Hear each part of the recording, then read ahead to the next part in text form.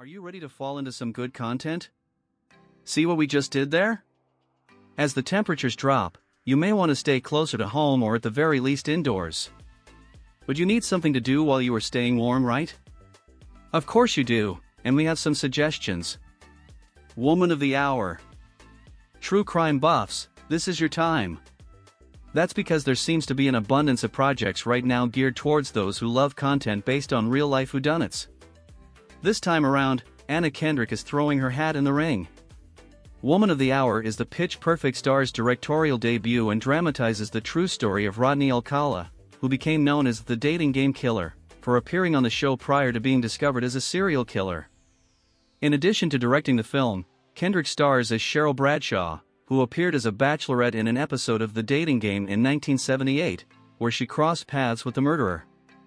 The film is currently streaming on Netflix. Smile 2. Prepare yourself to be freaked out by Ray Nicholson.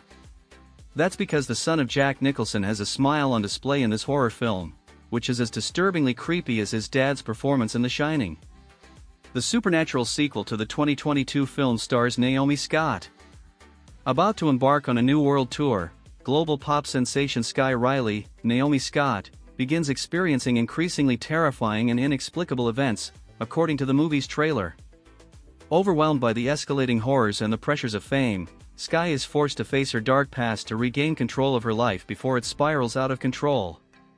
Begging the question, would it kill you to smile? It might. Smile 2 is currently in theaters. Anora. Winning the prestigious Palme d'Or at Cannes Film Festival in May has heightened excitement for this one. Mikey Madison stars in the title role, an exotic dancer who finds herself in a relationship romance with the son of a Russian oligarch, played by Mark Eidelstein.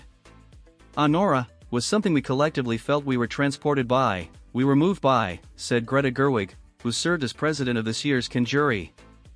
It felt both new and in conversation with older forms of cinema. There was something about it that reminded us of the classic structures of Ernst, Lubitsch or Howard Hawks, and then it did something completely truthful and unexpected. It is in theaters now. Goodrich. Michael Keaton is in for a good weekend. Not only is his Beetlejuice 2 slaying at the box office, but he's scheduled to host SNL on Saturday and he has another project out. Goodrich finds Keaton starring as Andy Goodrich, a gallery owner who turns to adult, pregnant daughter played by Mila Kunis to help him with his preteen twins when his younger wife leaves him and enters rehab for 90 days. While it may sound heavy, Goodrich is actually a comedy and in theaters now. Happy's Place. But is she still a single mom who works too hard / who loves her kids and never stops? Reba McEntire is back on the small screen, this time portraying a woman who inherits her father's tavern and all the characters who come with it in Knoxville, Tennessee. Fans of her former show Reba Show know that McEntire is the secret sauce that draws folks to any show she is in because she's just so lovable. Happy's Place airs Fridays, convenient for the legendary country singer since she's also serving as a mentor on The Voice, which also airs on that network. It's Florida, man. If you don't know about the phenomena of Florida man, get thee to a search engine. Florida is a special state and some of the tales that happen there are definitely memorable. Someone had the brilliant idea to get a collection of stars to reenact some of those stories in It's Florida, Man.